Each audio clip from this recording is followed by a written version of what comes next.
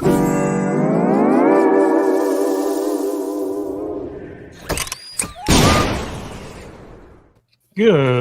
morning, everyone. It's Saturday, which means it's time for yet another Salty Saturday morning. And guess what? Hollywood's trying to cancel The Rock. We're going to be talking about that in a little bit. But we're also going to be talking about Chris Hemsworth being fed up with Thor, and also how people are fed up with love scenes, graphic love scenes in TV and movies. And I'm sure we're going to have a lot of interesting discourse about that. But before we get to all that stuff, I want to introduce my fantastic panel of nerds. Starting with Matt Vader 74. How you doing, buddy? A little bit annoyed, but I'm okay. I'm here. What are you annoyed about? Oh, I don't want to make a PlayStation account for Helldivers, and I just, I'm embroiled in all this controversy, and I don't know if I'm going to be able to spread democracy and freedom around like I really want to. So, we'll see how it goes. Yeah, we'll see how it goes. Well, speaking of seeing how it's going, let's head over to Tom Connors, who's actually here on time for a change. How you doing, buddy? I'm eating my cereal. What cereal is that? This is life. Oh, well, yeah, it is life, isn't it? Yeah. Cinnamon Toast Crunch? No, life cereal. You need to eat the cereal on camera so that we can get super chats off. That's right. Exactly. Right. Be real sexy about it. Yeah, I'm not real sexy when I eat. Real sexy. That's what you think. Do some AMSR stuff in the microphone. There you go. There it is. Oh God, that's so good. Nice Look at that dribble down his chin a little bit. Make that milk dribble, baby. Oh, gosh. All right, and then of course we have the All-Father himself, Odin of Easter, is joining us. How you doing, Odin? I'm doing okay. Surprise! No Lord of the Shelves, no King of the Pineapple Pizza. I got you to say it. I feel like we're turning a leaf. That's my hope. But doing well. Glad to be here as always. And crazy last night. FNT 300 episode of that. And good get with Gina there. Great job. Yeah, and I was able to be on for about 20 minutes, so that was good. I heard Drew Barrymore showed up. Yeah, Drew. Yes, Barrymore, apparently. That's good get. That's good Love get it. right there. Yeah. And joining us for the first time is the head of Big Man Comics himself, Gabe Eltaeb. How you doing, buddy? I'm doing great, man. Thanks for inviting me. This is going to be fun. It's going to be fun. It was good meeting you and some other people there in Vegas last month for that FNT get together. That was an awesome event. I've been to it 3 years in a row. So thank you for having me. Yeah, no problem. We love having met you and having you on the show. And you and I were on a George the Giant Slayer live stream not too long ago. Right. I'm going to be joining him again tomorrow, actually. So. Yeah, it was a good, fun conversation. So we're all really excited to have you on the show. Now, for those of you who are wondering where our queer shield against all things diverse and leftist is, Brian, unfortunately, texted me and said that his internet's down. And so he's unable to join us. But if he gets his internet back up and working, he might be able to come on later on in the show. So keep your fingers crossed for Brian. It's not the same without him, but we got Gabe to fill in for Brian. That's right. That's right. I'll defend any type of weirdos. Yes, exactly. And you meet our diversity quota, So sure, sort of. Yeah, why not? All right. Want to give a big shout out to everyone who is in the chat, who's been here since before we got started. Penny's mom, or I should say Danny's mom, Penny, Elizabeth Young, Gary Seaman, Keely Chow, Kaladin 910, Studio Lau, Mephisto's movie reviews. By the way, guys, at the end of the stream, we're going to be redirecting our chat to Mephisto's show, which starts immediately afterwards. We also got Anthony Mark, Wendy Hunter is in the chat. Thank you guys so much for being here so early on before we even get going. Always appreciate you showing up in the chat. And to our top super chatters, Scotty Dub is still at the top of the food chain with that $190 super chat. And he's also our top contributor to the Saturday show so far. So thank you so much, Scotty Dub. Big shout out to you. And who can forget Matt Vader super fan, William Forbes, who's number 2 with that $120 super chat. And he's very generous on our Tuesday live streams as well. And he also left us a super thanks, which we will read a little bit later in the show if I can remember to do it. By the way, guys, we are reading super thanks on the show. So if you guys catch it on replay and you do a super thanks in the chat, we will publicly acknowledge it on our next live stream. And then we got our most regular super chatter, which is Mexican Iron Man. He is our most consistent donator. And in fact, he's also got a current super chat for $5. Hail panel. May we take a moment to thank Mr. Kadish for his vision, leadership, and nerd wisdom on this spring Saturday. All hail, Mr. Kadish, hail. I think he's also my biggest fan for some weird reason. I don't know why. But also want to give a big shout out to all of our gifters, Jillian N., the queen of gifted subs, WG, who we got to meet at the meetup as well as Gabe. We also have Sam Schwager, Major Chai Chai, and Eric Winberg. These are guys who are gifting subs almost every live stream. We really appreciate that stuff. And we also have a super chat from Foxhound for £1.99, 199. Lisan Eltaeb. Yes, I think that was geared towards Gabe there.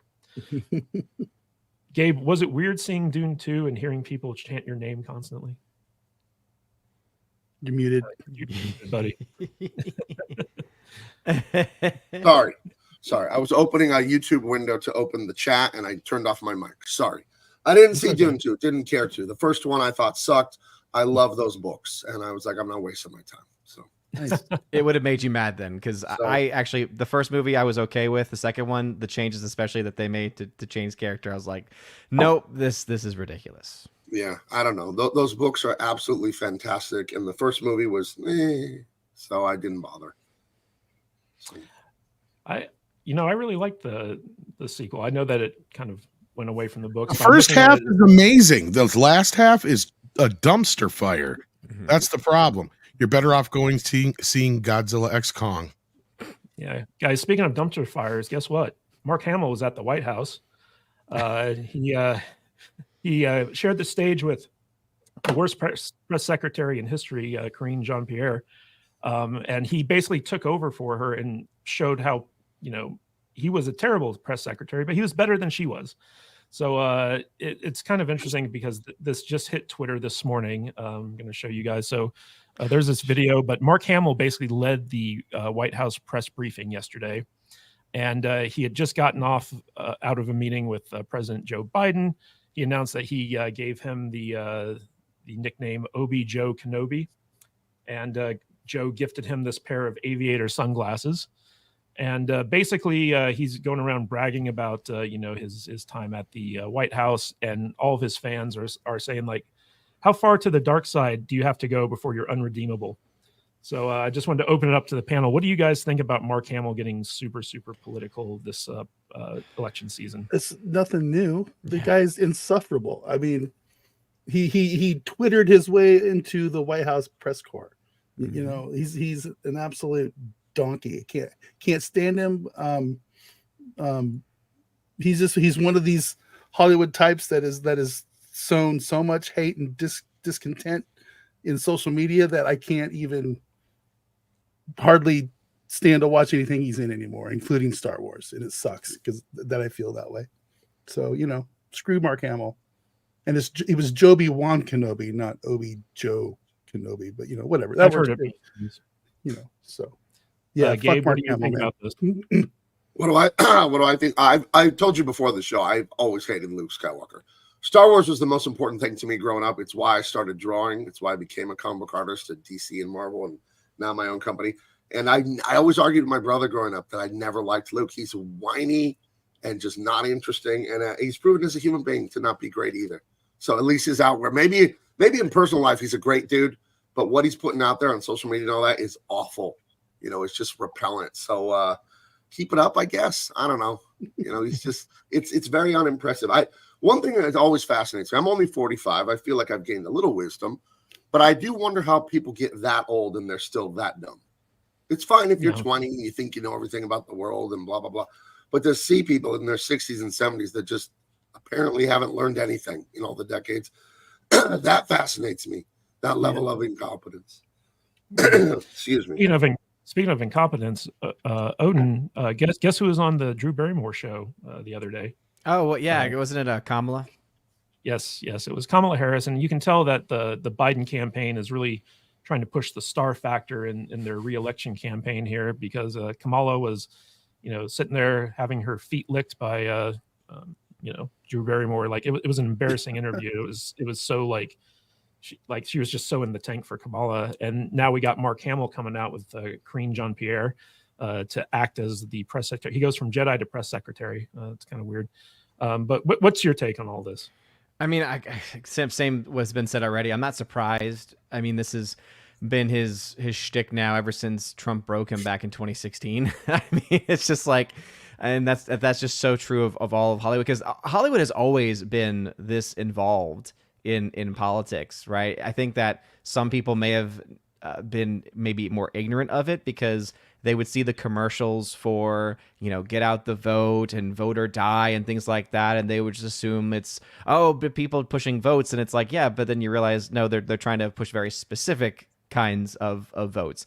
And so it's not surprising, but it's cringe. You look at someone like Mark Hamill, who has made a complete joke of his entire career, and that's saying something, because as someone who, I can typically separate art from the artist in most things, and I can still do so. I can still watch the old Star Wars, and still, when I look at Luke Skywalker, I see Luke Skywalker. I don't see Mark Hamill.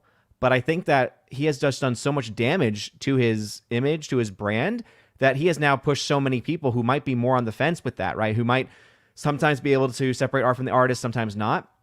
But now he has made people who are just basically at the point where they don't want to watch anything he's ever done. They don't want to listen to anything. I mean, keep in mind, that would mean like shutting out things like Batman the Animated Series with his work as the voice of the Joker, right? And I mean, when you have built up so much goodwill in nerddom, to tear it down, especially so much just over the last 10 years or so, it's really sad to see. And I hope and pray, just like I do for anyone, that one day he wakes up, that one day he realizes that he's in this cult, and that he needs a lot of help. But unfortunately, I just don't see that happening. Well, President Joe Biden, what do you think about Mark Hamill? Well, I met that nice young Mark Herman, whatever his name is. He was in the Star Wars, the program that Reagan did, back in the day. I think he might be a good addition to our staff here at the Lighthouse. He knows about lasers and blowing big balls. I like it. Yes, I got that Reagan reference, by the way. yeah, so did I. I mean, I'm old The old guys will get it. The old guys will get it. Can I say one thing about the Kamala appearance on TV? The lady told her that you need to be mamala, right? Something like that. Mm-hmm. Do anyone here speak Spanish? Un poco. Because saying mamale or mamala is absolutely filthy. You don't say that. No. Oh, that means suck it, baby, is what that means. Oh, wow. Yeah. So it's kind of ironic that they would say that to Kamala, to say mamala. Like, you don't, that's so dirty to say that. I thought that was hilarious. I think most Spanish speakers do. I guess that went over non-Spanish speakers' heads. But yeah, that's absolutely filthy. So it couldn't be dirtier, dude. You don't say stuff like that. Well, we know that neither Kamala nor Biden know anything about Spanish because they've never even been to the border. So it's true. But they definitely know about sucking. Yes. There you go.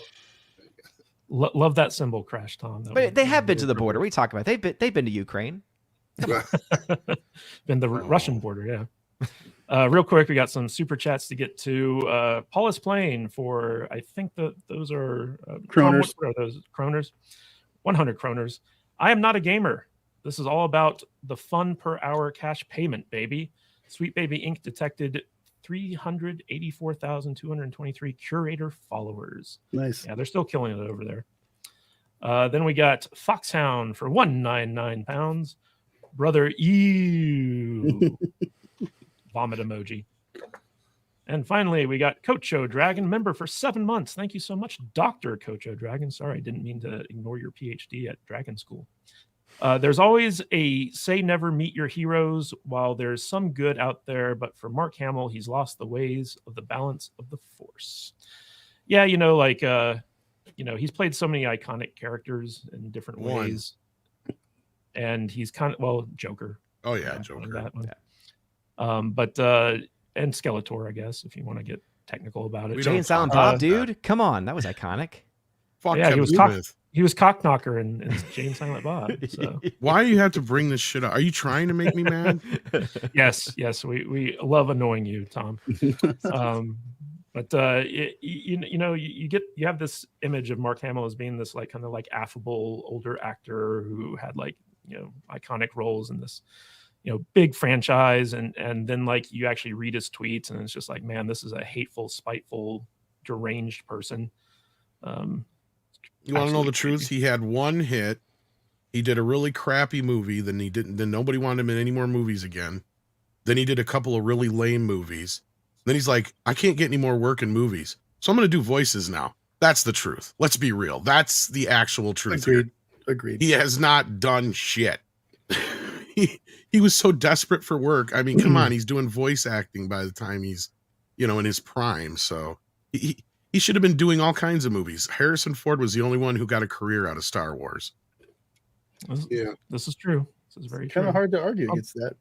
Although Carrie Fisher did do some things. Yeah, but she did more with writing and stuff later on and stuff stand like up. That. Yeah. But speaking of career regrets, let's talk a little bit about Chris Hemsworth and how much he regrets making a parody out of Thor. So he did a Vanity Fair interview. You flicked too hard? Yeah, just a little bit too hard. He did a Vanity Fair interview not too long ago, kind of promoting the upcoming Furiosa movie, which I know Tom can't wait to see. Can't wait. And basically, he kind of complained about how he didn't like doing Love and Thunder. He thought that the character of Thor moved too far into self-parody and comedy. He kind of criticized Taika Waititi in the sense that, the director was supposedly so edgy and off the wall, but he was like, I feel like he was the wrong choice for, the Thor movie. And he really enjoyed playing a villain in Furiosa. And so next time Thor rolls around, he wants to maybe take it in a little bit more of a serious direction. So I'm going to start with you, Matt Vader. You didn't like Love and Thunder, if I remember correctly. No, I didn't really like it at all. Yeah. Too cartoony. And it sounds like Chris Hemsworth agrees with you. If there were to be a new Thor movie, Chris Hemsworth says that he's open to coming back. But do you think that going more serious would be the right way to go? I think there's a somewhere in the middle. I mean, I don't mind a little camp, a little humor and fun in our superhero movies, but I think there's a place that they can get to the middle ground. Like I said, we don't need cartoon Thor. They went way too far into the whole Taika Waititi goofiness realm, and it didn't really work. It just didn't work for me. But he's right. They went too far with it, and I would love to see a more serious take on the character. I mean, they don't have to make it like depressing and sad, but I think there's somewhere that they can find a spot where the character can grow and they can have fun with it still at the same time and be a little more serious about what's going on in the movie. So, Gabe, I want to throw this to you. Marvel's had its issues lately. In terms of like box office flop after box office flop, audiences are starting to tune out.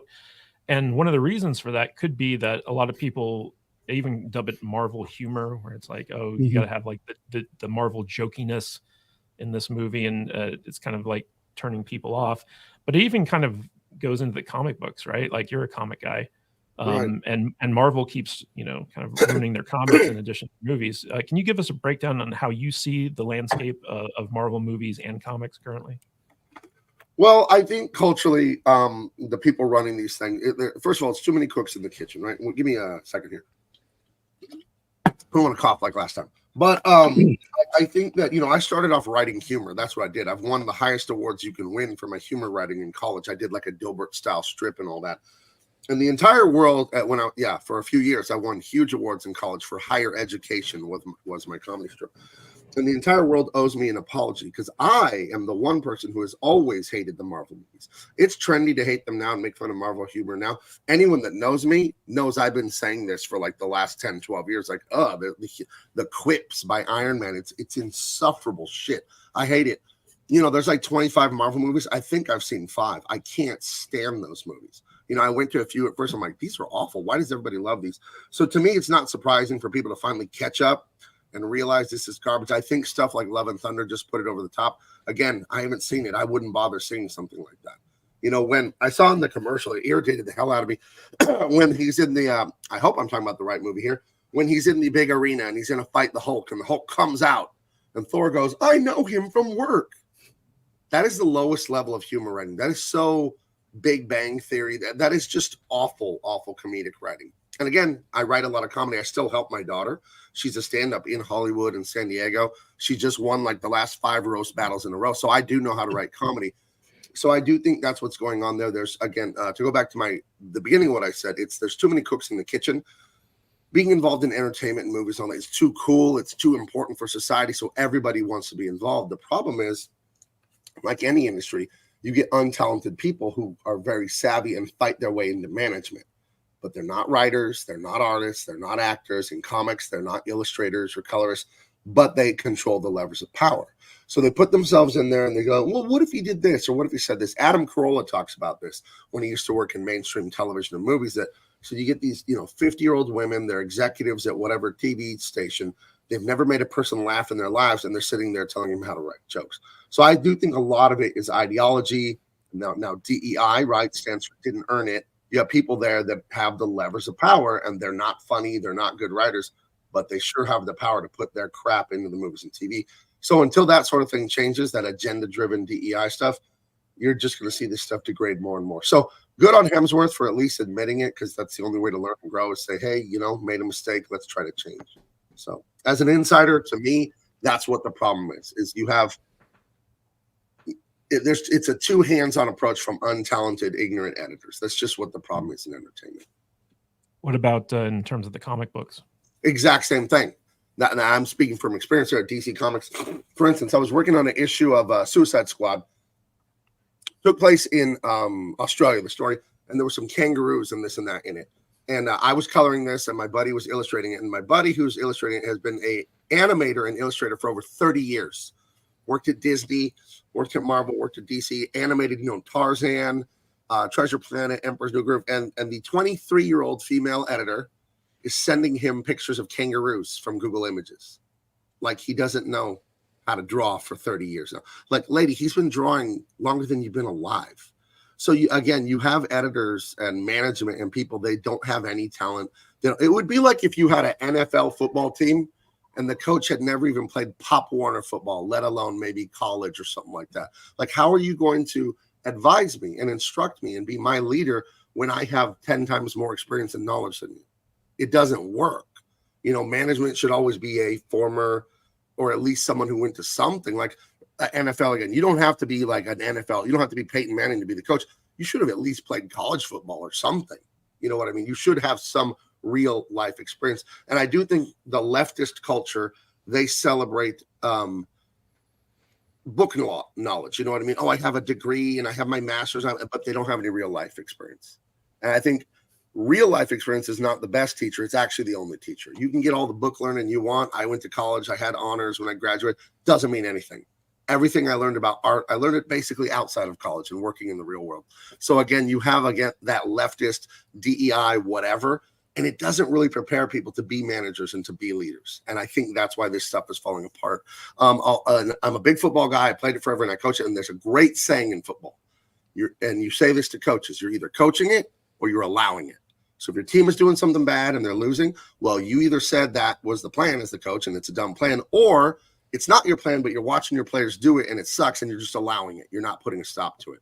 So I would say that to the management in Hollywood. You're either coaching it or you're allowing it, and it's got to stop. But when you bring in these DEI hires to run things, there's literally nothing else that could have happened. Of course this happened.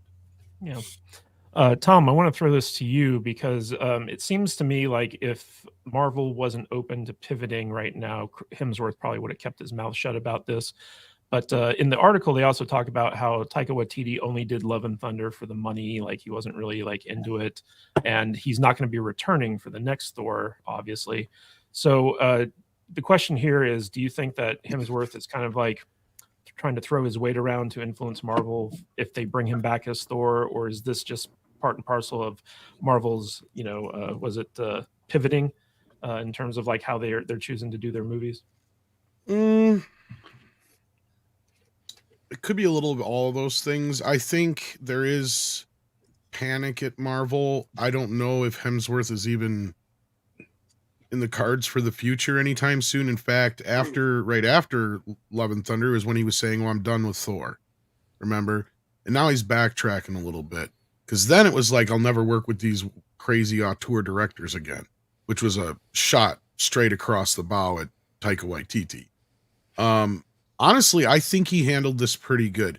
The only thing I will say in this is that, and Robert Downey Jr. kind of called him out on it too, is that he didn't quite understand Thor exactly, because he kept kind of saying like Thor was a boring character and all this other stuff. But frankly, other than that, I thought he handled it pretty well. I thought it was the kind of thing that we need to hear more of, and this kind of stuff Hollywood actors and directors and writers used to say all the time when they screwed up. You know, instead of blaming the audience, he actually said, I'm sorry. I fucked up. I made a bad movie. And as far as the weight going, I think that's him taking responsibility for the fact that he could have thrown his weight a little bit more during that movie, and probably should have. Because during the interviews, you even got Taika Waititi saying he's sacrificing the story for jokes. We're like, well, that's the problem. You've already taken this character as jokey as you can, right? Like, Ragnarok is about to the line. Some people didn't like it. They felt it went over the line. I thought it was about as far as you could take that, and then now you got to back it off a little bit. And Love and Thunder should have been back to more serious Thor. There's a lot of stuff that's going on there. There's a lot at stake. I mean, he just is dealing with, you know, not being able to stop Thanos in time, and he should have been able to. You know, he's dealing with losing Jane and all this stuff that's going on, and it's just nothing but stupid jokes, and they're not even funny. So that, I think, it was a bigger problem than anything woke or anything, you know, as far as you know, a problem, because we know they're not shifting. Because if the rumors are true about X-Men, wait for all the funny female X-Men, right? Because that's what Kevin Feige seems to think this is. And at this point, I just say good on Hemsworth for taking one for the team. At least he's the only one who's been able to go out there and say, this is shit, and we can't be releasing this kind of shit no more. And if I'm going to do Thor, it's got to be right.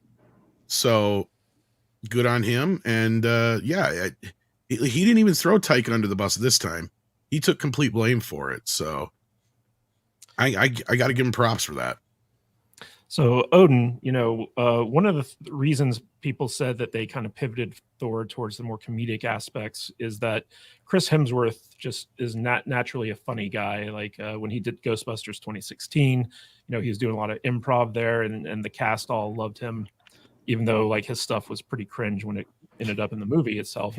Yeah. But you know, they kind of leaned more into like Hemsworth's kind of like natural improv and style and stuff like that for Thor. And it's obvious that Hemsworth was okay with it, but he, after seeing how the movies turned out, and I think maybe listening to some fan feedback, he's a little bit regretful that he didn't kind of treat the character with a little bit more respect, like in the first two Thor movies. However, I'm of the opinion the first two Thor movies were really freaking boring, and I was actually a big fan of Ragnarok, and I even liked Love and Thunder. But I wanted to ask you, when it comes to like Marvel strategy for this stuff, because Hemsworth flat out said that there are a lot of rules you have to follow when you're doing superhero movies, and like it's very tightly controlled by the studio and stuff like that.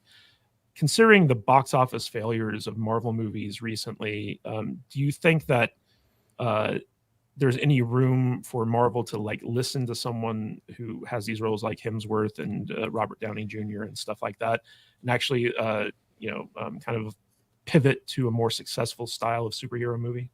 I mean, that's what they should be doing. They should be, even before Hemsworth, though, they should be listening to the fans who have, overwhelmingly been rejecting a lot of the complete garbage that they have been releasing. I was even, when this came up, double checking, because I remember, Thor: Love and Thunder just not really doing all that well at the box office. And it's funny because, Deadline last year had it listed in their top 10 like biggest box office hits of the year, like of the summer, like the thing that they do every year.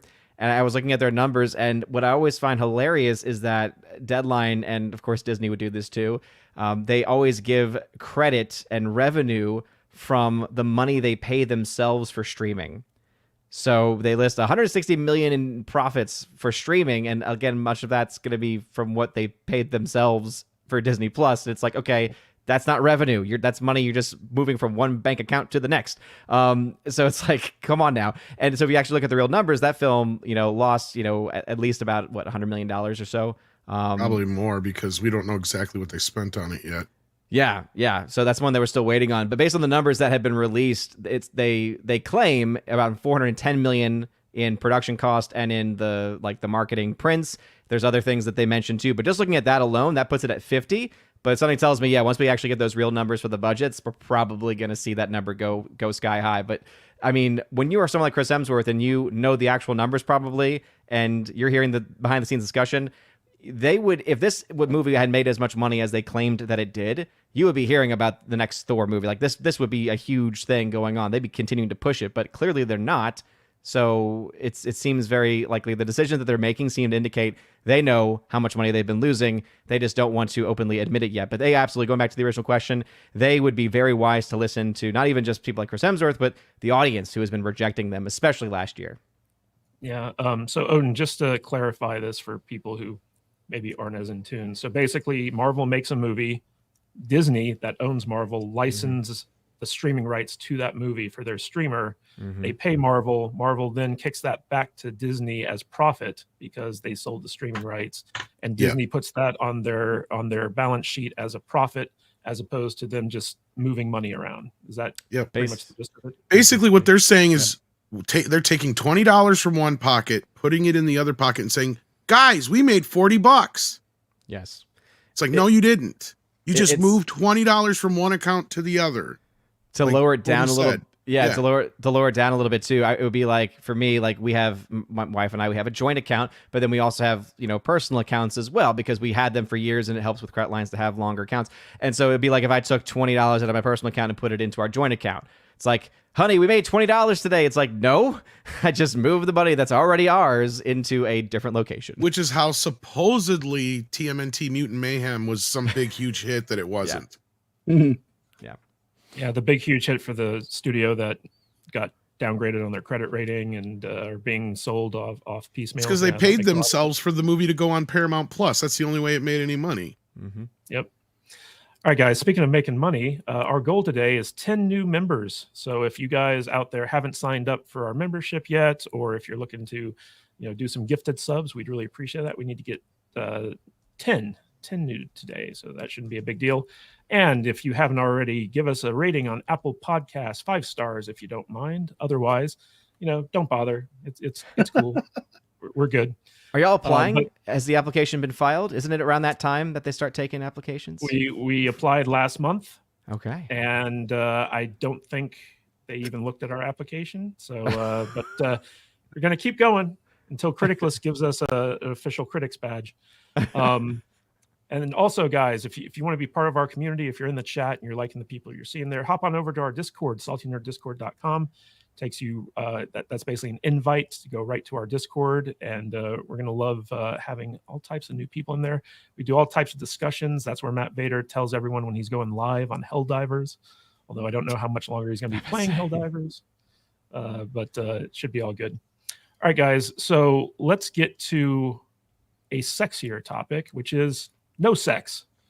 Basically, people are getting sick of sex scenes, and it's going to be interesting to talk about this real quick. But if we hop on over to Variety, there was this article that kind of shot off this whole controversy on Twitter, where Victoria Justice, who is I think she's a Nickelodeon child star who was in Victorious, I believe that was the name of the TV show. So she's gotten older and she's looking to break out into movies. And on a movie called Depravity, I believe it's called, she basically has a sex scene. And it was the very first thing that was scheduled to be shot for the movie. So she basically meets her co-star, doesn't really know him all that well. She has to have sex with him, or simulate sex, I should say, on screen. And she's complaining about how, there's all these crew members around who are a bunch of white guys who are breathing, apparently. That's not a good thing. And she just said it was very awkward and she doesn't like doing sex scenes and she probably won't do any in the future. And then this kind of, when Variety put this up on Twitter, there was a bunch of discourse in the comments section about how nobody likes sex scenes. And I thought that was kind of interesting because traditionally Hollywood, it's like, if you want to boost the viewership, you show some boobs and, people find sex scenes sexy and stuff like that. But UCLA recently did a study where Gen Z, which is the generation that's coming up into adulthood, they actually don't like sex scenes as much. They actually want more platonic relationships and romance, as opposed to people getting naked and bumping uglies. And it seems like the default for streaming nowadays is basically like just make it into a porno, essentially. And Mary Morgan from our friends over at Pop Culture, I'm forgetting the name. Pop Culture Crisis. Pop Culture Crisis. I didn't want to confuse it with Gary's thing. So Pop Culture Crisis.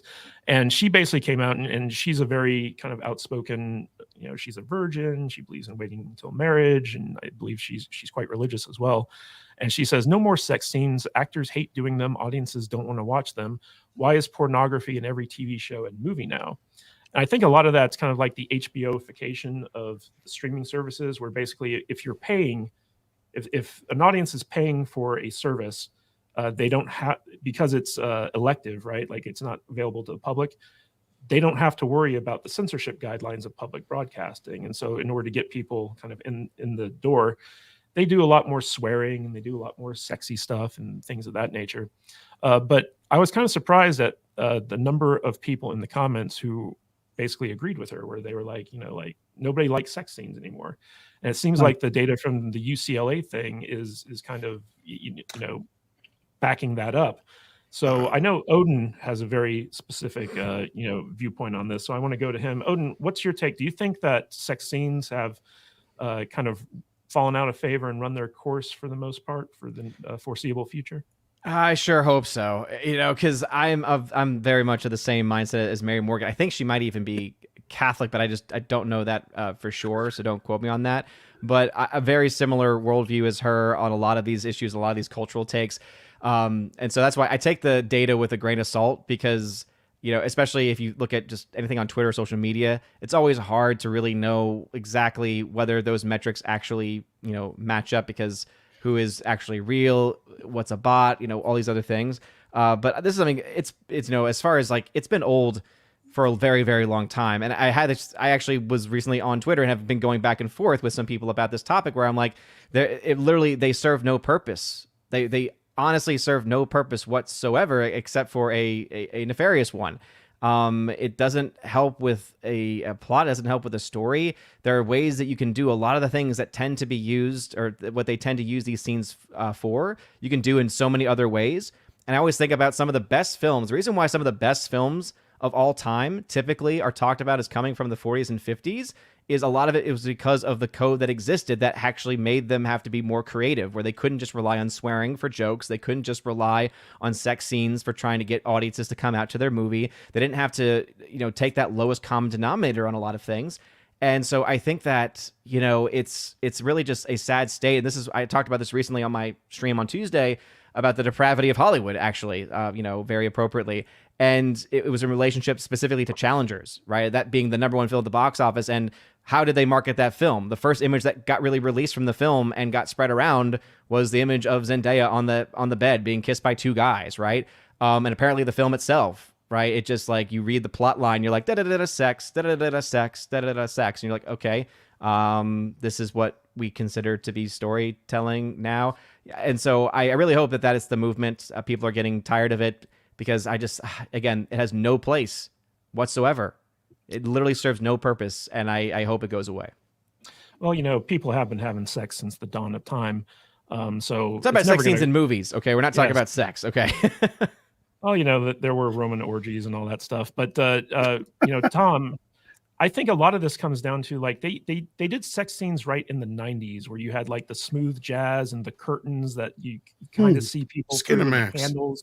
Yeah, stuff like that. I think if Hollywood went more back to the old school sex scenes, people might be more interested in them. Like right now, they're just so blatant and in your face, and like nudity and all blah, blah, blah, that people might be uncomfortable watching that with their parents or something along those lines. Well, and I think it's all context. I think it has to do with where it's being utilized and how it's being utilized.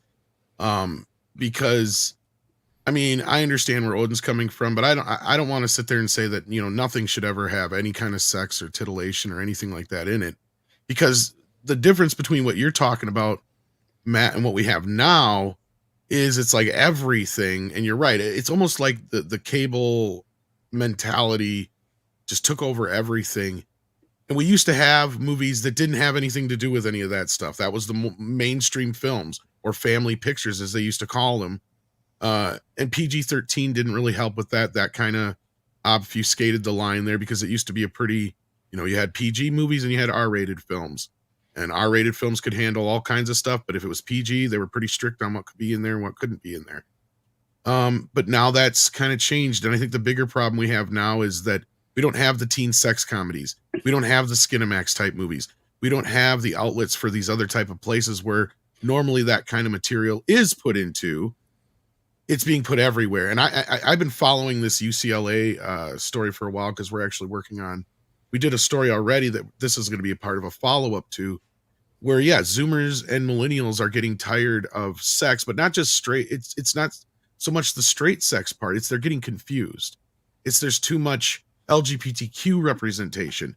They don't know how to be friends anymore, right? They don't know how to actually have real relationships, right? Like, they don't even understand the difference sometimes between a friend with benefits and a relationship.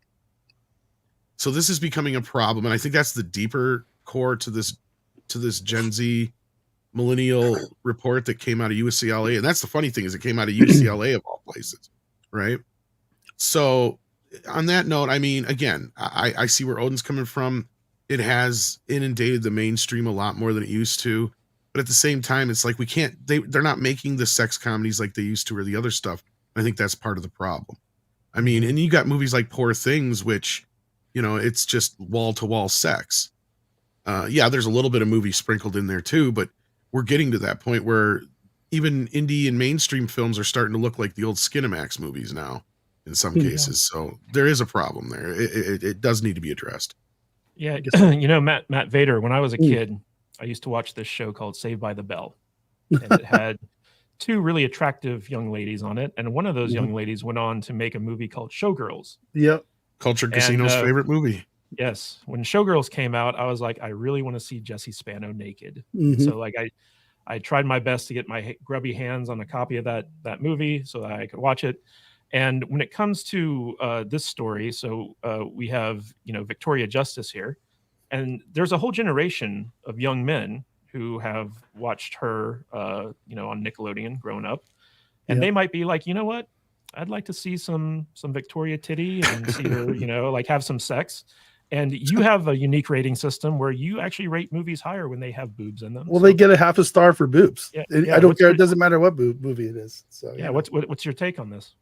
I think if you're going to make a movie and there's a sex scene coming up in it, and you sign your name on the dotted line and do the contract, then I don't know what you're screaming about.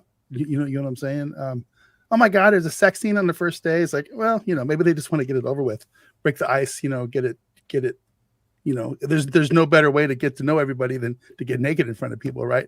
I mean, it would make me feel uncomfortable too. I'm not gonna lie, but actors sign these. They know what's coming. They know they're gonna have to film these scenes. So to complain about it after the fact seems kind of strange to me. But yeah, Victoria Justice. I'm looking at her. All these tasteful pictures on the internet. She's a very attractive girl. I'm not gonna lie. She's kind of hot. I mean, sure, why not? See her naked, fine, whatever. I don't know what's going on with today's culture. It seems very strange to me that everybody's hung up on a little sex scene here and there in movies. I guess I don't know what all these movies are that are filled with sex scenes nonstop that Tom's talking about. I guess I'm not watching any of these bad movies. You say they're all on streaming services, they're all on HBO or something, but I don't know, whatever. It's just not my thing. I grew up watching movies like Porky's. That's all about. Well, those are the kind of movies that teenagers want to have sex anymore. Yeah, right, exactly. So, but we also have shows that came out, 10, 15 years ago now, like Spartacus. It's all about the skin, man. And I actually really like that show. And the sex scenes didn't bother me at all. In fact, they kind of made me like the show even more. I'm not going to lie. Lots of extra half stars on Spartacus, by the way. I don't know, man. It's a very strange topic to me. Actors complaining about sex scenes. I mean, they've read the script. They know what's coming. I find it kind of disingenuous, to be perfectly honest. So don't complain about something that you've already gotten paid for. Oh no, Oh, I she's don't part of the think it's out there. problem. Yeah, I think that. So, Go ahead, Odin. I was gonna say, like, I think, like, for sure, she is a part of the problem because she signed up for that. She Mhm. knew that was going to be a part of it. It sounds like to me she's more of a, I didn't know it'd be the first day kind of Mhm. thing. Because again, also in a text interview, you can never get the audible context Sure. of how she's saying it. But for me, it just always just comes back down to, again, there's never a need for it. One of the greatest examples of it all time, Streetcar Named Desire. Right, there's a lot of sensuality in that, and yet you don't see anything.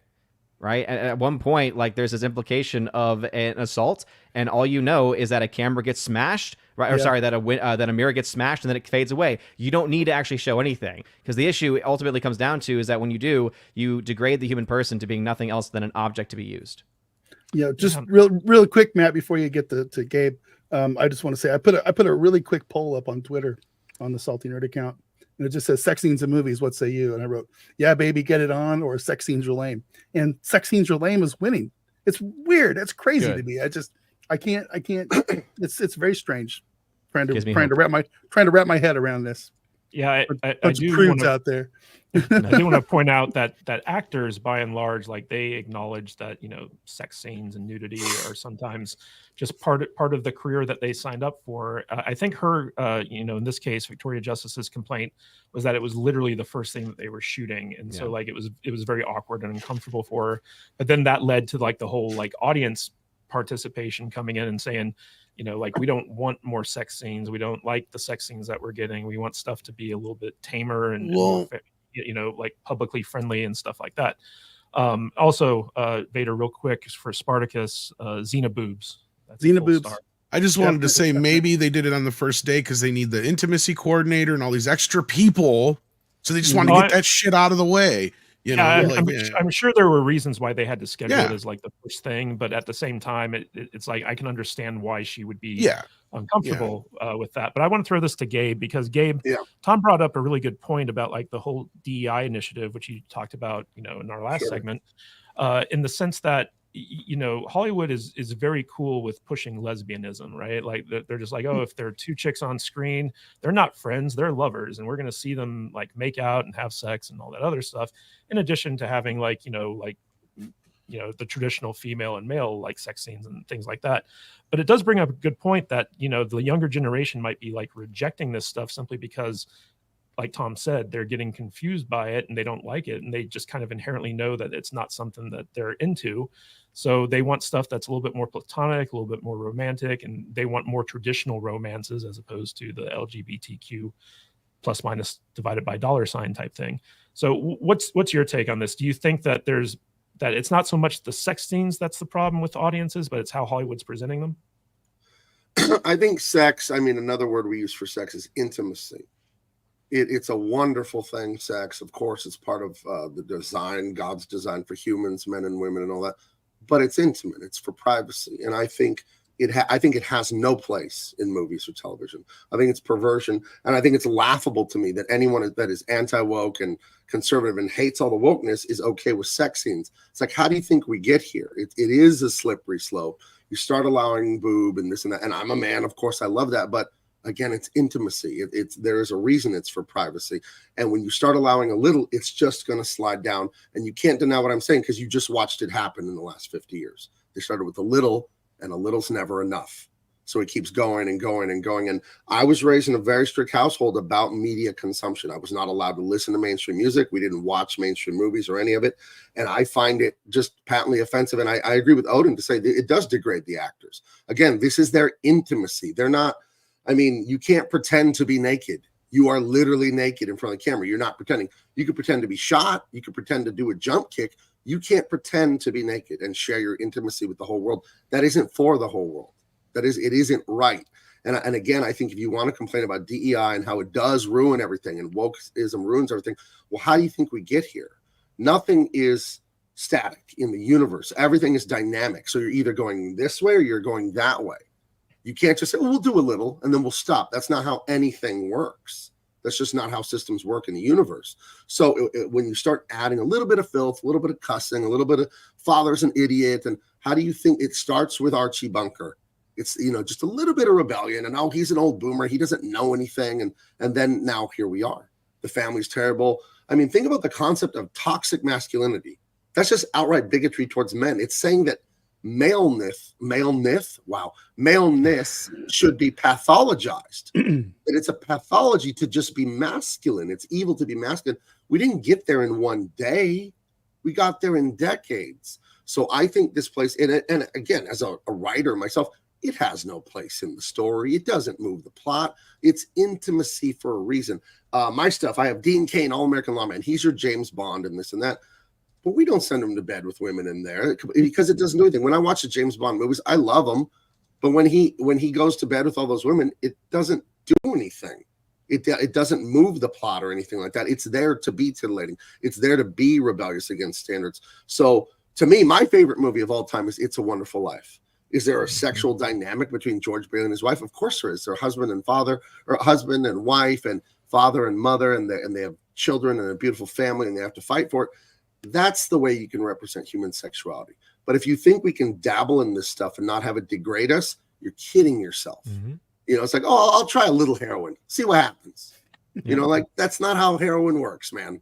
You know, yeah. So to me, I don't approve of any of this. Mm-hmm. And I think it's, we have free speech. I'm not saying people should go to jail for it, but I think if you're complaining about the state of things now, well, if you're okay with the little, then it's going to degrade. It will. It's like mold.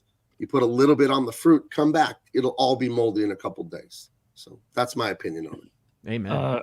I will say, Gabe, that Lois and Clark made me want to see Heaven's Prisoners because I could see Terry Hatcher naked. So that was one of those things that me as a young teenager boy, got me motivated. So sex scenes do work. But from my time in Hollywood, one of the interesting things is that every actress or wannabe actress or person who was there to be an actress that I ever met in Hollywood had legit mental health issues. Like you can joke that they're all crazy, and they are.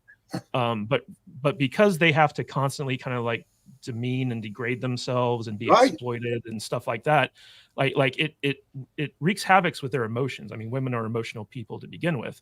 But when your job is to manipulate your emotions on command or on demand, and you have an entire kind of like Hollywood system that's designed to kind of like take advantage of you and exploit your beauty and exploit your youth and stuff like that, it becomes a situation where a lot of actresses kind of like get burnt out or basically have mental health problems simply because they're constantly being, kind of like, I don't know, like just used and abused, essentially. It's degrading.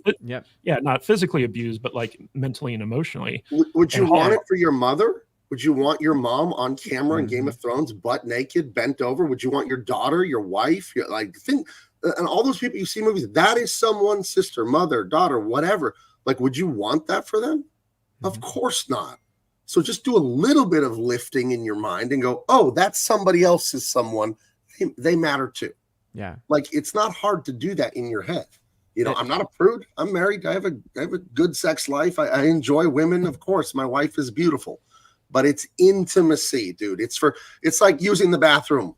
You shut the door. It's not for everyone to see, dude. Sex, it's not for everyone to see. It's intimacy. There's vulnerability. It's tenderness. It's not this. I hated that on Game of Thrones because I liked those books. And then I watched the show and it's like, oh, this again? Really? To me, it's edgy. To me, it's the way a teenager thinks you're being creative or edgy. It's like, grow up already.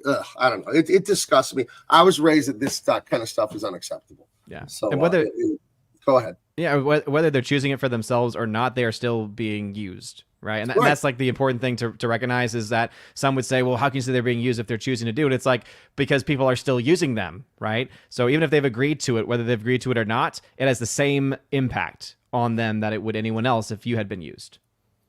Yep. Yes, indeed. Interesting. All right, guys. So we got some super chats to get to real quick. First of all, since Brian is not here, Fluffy Panda has decided to target Odin this week. So Fluffy Panda, a member for 12 months. That's rich coming from Odin, Mr. Naked Beard or Neck Beard? Naked Beard. Naked Beard. Naked Beard? Naked How beard. can a beard be naked? Is it because I don't have like a beard coat or something? I don't know. What does that mean? No, your beard's too sexy. You're just showing it off everywhere. We got a gifted sub from Kilichi Oki, I hope I pronounced that right. If I think you did. didn't, I really apologize. He gifted 1 Salty Nerd Podcast membership. Thank you so much, Kilichi. Really appreciate that. And Eric Winberg back again for 1 gifted Salty Nerd Podcast membership. Thank you so much, Eric. Always appreciate that. And guys, Fluffy Panda is back again, this time for a $5 super chat. They've made sex so mundane, it's everywhere. It's not special anymore. It's switched. Most girls treat sex casual, and men rather not date at all now because of the Me Too movement. I think that's the bigger problem. Like, I mean, I can appreciate all of the viewpoints that have been said here, but yeah, I mean, at the end of the day, I think that's the best way to probably put that. Definitely. And then we got another $5 super chat from Kalichi Oki. Panel, what is a movie film you think did sex scenes correctly? American Pie. That pie never had a chance. That's a good one. American Pie, I guess. The ones that didn't show them. Those are the ones that did it right. The ones that didn't show them because you didn't need to. You were like, oh yeah, clearly they had sex. Clearly they had a kid. Clearly this happened. I don't need to actually see it to know what happens. Friday the 13th. Just dead after sex. I don't know, dude. How about Zach and Miri make a porno? How's that one? Why does Kevin Smith keep getting invoked? He just wants to piss you off, Tom. That's the only reason. I know everybody's testing me today, and I'm trying so hard. I think Tommy Wiseau in the room nailed the sex scene. Oh yeah, fuck the belly button. There you go. Fuck the belly button. Have the curtains and the roses and the smooth music. Talk about creepy sex scenes like that. Yeah, terrifying. Wild Things. Yeah, Wild Things. That was a good one. Yeah. I don't know if they did it right in that movie. I would say there's only a few serious films that have sex as a major part of the plot that actually work. And the closest we can get to that is like Showgirls and Basic Instinct. I was just going to say some other ones like that. There are a few, and I'm not saying that, sex comedies don't have their place either, right? Like most of us on the panel love things like Porky's and stuff like that. Mm-hmm. There's a time and a place for them, and I think you brought it up best, Matt, with Showgirls, right? That movie is not pretending to be anything other than what it was, right? I think the bigger problem is when we're trying to sit here and act like something is all high art just because of this, that, or the other. It's like no. Showgirls is exactly what it was intending to be. Mm-hmm. So, like in that case, she knew what she was signing up for. I get where you guys are coming from too, but some women are very proud of that. I've seen a lot of women who were asked about, well, aren't you disgusted that you were asked to pose in Playboy and and they're like, no, I'm glad I did, that I can go back and look at myself at that age and admire myself, so some women are proud of that. So you got to take that into consideration too. Yeah. A woman would never lie to themselves to rationalize their feelings. Mm-hmm. Oh, hey, Drew Barrymore posed for Playboy. Now she's interviewing the vice You're president. you're not a woman though. So how do you know? I mean, I'm just going to say that part too. Well, I know women, and I know they lie about their choices when they feel shame. They go, "Oh, I'm not shamed at all." No. I'm pretty aware of that being a phenomenon. I want to ask you guys. I'm sure they weren't very ashamed when they accepted the check either, though. Okay. Well, I want to ask you guys about Porky's. I was not allowed to watch anything like that growing up. I heard about it forever, and out of curiosity, I watched it like 3 years ago. I think on Amazon Prime. And I had to watch it in 2 parts because I found it so boring. Have you guys seen it as adults, or did you just see it as like middle school guys when that's funny or whatever? I'm curious. First time I saw it was when I was a kid, and it's just it's one of those movies when you're in junior high and you're like, oh man, look at all the naked chicks in the shower. It's like, oh, right. But as an adult, it was unwatchable. I still laughed. Okay. Right. But I mean, it's not a great movie. I'll give you that, but I still laughed. It's a nostalgia thing, That's what it is. So yeah, I didn't get it at all. I watched like a half hour and I'm like, how much longer is this? And then I watched the rest later. Well, guys, we've got 5 gifted super chat or 5 gifted memberships from Jillian N. Thank you so much, Jillian. Really Very appreciate nice. it. She is the queen. Thank you, Jillian. Gifted memberships here on the Salty Nerd Podcast. And also Danny's mom, Penny, a member for 12 months. Fall Guy was great. The post-credit scene, thumbs up. Smack that like, y'all. Agreed. I felt like the post-credit scene was doo-doo. Personally. I didn't I like that haven't- movie. I haven't seen it yet. I'm going on Monday with the wife. So I am a lover of all things 80s and 90s action, Van Damme, Seagal. Will I like Fall Guy? Because I'm hoping it feels like those. Is it like that? If you're expecting an action movie, this is not an action movie. It's a romantic comedy. It's about a stunt man. There's a lot of action in it too. That's the thing. It's a bit on the long side, but there are still a lot of action scenes in it. Okay. There are a lot of action scenes that are intercut with the girl doing stuff that doesn't have anything to do with the action scene. So it's a love don't letter wanna to stunt teams, I would say. So. yeah, Okay. and if you're a fan of the original TV show, it's basically Fall Guy in name only. So Paulus Plain for 200 kroners. I don't know. America, think of this film, the Ukrainian war. The fight is here. I need ammunition, not a ride. Are Americans not for freedom anymore, please? With love from Norway, Cap. I don't like bullies. I don't care where they're from. Well, we don't get political here on Salty Saturdays, do we? Never. Not Fight not your at own all. battles. That's what I'll say. Yes. Yes. Thank you so much, Paulus, for that That's super nice. chat. Really, really appreciate it. All right, guys. So enough with the sex. Let's talk about the cancellation. In particular, we're going to be talking about this article that came out to basically cancel The Rock. It seems like he has had, he's pissed off some people that kind of want him gone. And there was this article from The Wrap. By the way, everyone, links to all the articles that we're talking about in the show in the description, as well as links to everyone's YouTube channel who's on the panel. So be sure to check that out if you get a chance. But The Wrap basically came out with this article talking about Amazon's movie, The Red One, which is basically someone kidnaps Santa Claus and Elf has to like go and save them. And it's a big action comedy. It's being directed by Jake Kasdan, who did all the Jumanji, new Jumanji movies with The Rock. And apparently this movie is way over budget, which is not anything too crazy for Amazon Productions. If you follow like how Amazon does their original stuff, Jen Salke just likes to throw money around like it's going out of style.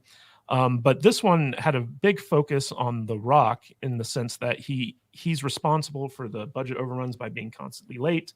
They accuse him of urinating into water bottles and having people dispose of them for him. And basically, this is just a big, like The Rock is bad. Nobody likes him. He shouldn't work anymore. And it's kind of an interesting article because it kind of shed a little bit of light, at least for me, on the feud between him and Vin Diesel, where basically Vin Diesel, the Fast and Furious movies are his baby, and The Rock was consistently late to set, putting them behind schedule and over budget, and so Vin Diesel would get frustrated with him, and they'd have these blowups on set. Now, the interesting thing about this article is that it's quite obviously a hit piece. Like many times in the article, they kind of mentioned that they couldn't verify this, but they'd verify certain accusations against The Rock, but they'd heard about it from enough people who heard about it from other people type thing. And actually, Andy Signor, good friend of the show, he went on to do like a post about this on Twitter. And he basically says, the film industry is struggling so hard right now. I couldn't understand why Hollywood and The Wrap would try to cancel Dwayne "The Rock" Johnson, who's one of their biggest draws. Then I figured it out. And he links this picture of Dwayne Johnson, says he won't be endorsing Biden again for president. And Andy Signor actually has a really interesting response video to this, where he basically calls out the journalist who wrote this, quote unquote journalist who wrote this article, Humberto Gonzalez. And he kind of points out that this guy has a long history of writing hit pieces and being very petty and unethical and stuff like that. And so he basically says his experience with The Rock, Andy Signor's, is quite different from what was portrayed in this article, where he said that, like, The Rock's always been very respectful and, like, he believes that he's on time. But I think that there's truth on both ends of this thing, where The Rock's not as bad as this article makes him out to be. But I do think that he's very late on a regular basis, simply because, number one, he works out 3 hours a day every day. So that takes out a big chunk of his schedule. And he also has so many responsibilities. I mean, like, he's basically like a mogul now. He's not just an actor or an entertainer or a wrestler, but he's doing wrestling. He's running, he's on the board of the World Wrestling Federation holding company. He's doing movies. He's got his own vodka, just so many different balls that he's got juggling in the air, that I do think that a lot of these reports of him being chronically late on set and causing production difficulties are fairly accurate. But I don't like there was this one famous Instagram that he shared where he was showing off his shoes and accidentally got his pee bottle in the shot. And so he does do the pee bottle, but apparently he only does it in his own gym, which is his personal gym that he has transported around to all the different movie sets and stuff that he's doing. So it's not like he's at a public gym urinating in bottles or on the set doing this and asking people to get rid of it for him. He's just one of those guys who's his workout's so intense that he doesn't have time to go to the bathroom. So he just pees in his water bottle. It's weird to me, but hey, whatever works for him. But I want to throw this to the panel. So Matt Vader 74, I know you didn't get a chance to read this whole article, but No. You are a fan of The Rock, the World Wrestling Federation or Sure. World Wrestling Entertainment, whatever the case is. What do you think of these accusations? Do you think that they're as legit as some people are making them out to? Well, as far as The Rock is concerned, it probably doesn't matter if people try to cancel The Rock, because The Rock will, take those accusations, turn them sideways, and stick them straight up the Rudy Poo candy asses. No, I'm sorry, that was really bad. You missed the first part of that too. It doesn't matter. It doesn't what matter they think. what they think. Yeah, for sure. I'm just trying to wrap my head around the pee bottle. Yeah. If you're going to get canceled for something, you're going to get canceled for making your personal assistant dispose of your Voss pee bottles when you can't walk 20 feet to a bathroom. That's really kind of ridiculous to me. I'm sorry, but I don't know, man. I think The Rock is at the stage in his career where the Rock can do basically whatever he wants. If he wants to show up late to a movie set, fine. Be late to a movie set, Rock. It's okay. I don't care. Just do your thing. He's a busy guy. He's like you said. He's on the board for the WWE holding company now. He's got his professional football league that he's a part owner in, I believe, or if he's not the majority owner, I'm not sure exactly how much he owns of that, but that's going on right now. He just got through a huge run with the build up to WrestleMania. He was in both. He was in 2 matches. The guy hasn't wrestled in 15 years or something like that, and he can still pull that off. So good for him. Yeah, I don't know. It's just it seems very strange that they would try to write a hit piece about The Rock because one movie is having some issues. I don't really get it. I don't really get it at all. But yeah, well, it seems like the hit piece part is basically the reason there are no hit pieces on Mark Hamill and Drew Barrymore, which is basically The Rock very publicly came out and said, "I'm not endorsing anyone this time around." And, because he endorsed Biden, and Biden's freaking train wreck, and he doesn't want his name attached to that any longer. I get it. I totally get it. So yeah. I wouldn't want. Tom, if I was a celebrity, I wouldn't endorse anybody either. I like these celebrities that say, "I'm here to entertain. I'm not here to be a politician." Yeah. And they need more of me to be that way. Tom, Amazon has a very storied history of basically just throwing stupid amounts of money at different original projects, especially under the Jen Psaki regime. Can you give our audience a little breakdown about how Amazon usually produces stuff and what could potentially be the reason behind the budget overruns for this movie? You do this to us every single friggin' time. I'm ready to talk about The Rock, and you shift me into something else. Hey, talk about The Rock too, man. As far as Psaki, they just sink all kinds of crap money into these projects, and half of it's getting pocketed by the producers. They get the money from investors. They write it down as this much. And that's why they can afford to spend this kind of money on that kind of stuff. Same thing with Netflix and everybody else, but the studios can't do that. And that's a little different. But as far as the Rock movie, I know very little about it. I honestly haven't been keeping up with it because I'm not a Rock fan. I've famously have said, before, as far as The Rock goes, I don't think he's a movie star. He's well known. He's arguably the most famous wrestler turned actor ever out of the WWE. But at the end of the day, when his highest grossing film that's not an ensemble piece or sequel to another movie that he wasn't in is Black Adam and it's considered a flop, that's a problem now. So like, well, that's where a lot of these guys have gone, is straight to streaming and all that kind of stuff anyway. And that's the only place there's money. That's where the only reason why Netflix keeps giving Zack Snyder that kind of money is because they can afford it, because they have subscribers that are just dumping money into them. Yeah, I'm not. I wish I knew more about this production to speak on that, Matt. I really don't. Because otherwise, I mean, in this instance, I'm with you. The only reason they're really going after The Rock is because he said this about Biden. We've heard some of these rumors before about him, but nobody had a problem with him then. But notice how it's the same song and dance every time it's somebody they don't like. They're difficult to work with. They come up with a million excuses, the most mundane shit in some cases, down to the guy's pissing in bottles. Well, it's because he's busy, right? Evidently, or he's got some weird thing. Maybe he's like, what's his face? That the Howard Hughes. Like, you know, like, didn't he notoriously keep all his pee in jars or some shit like that? Like, who knows? Maybe he's nuts.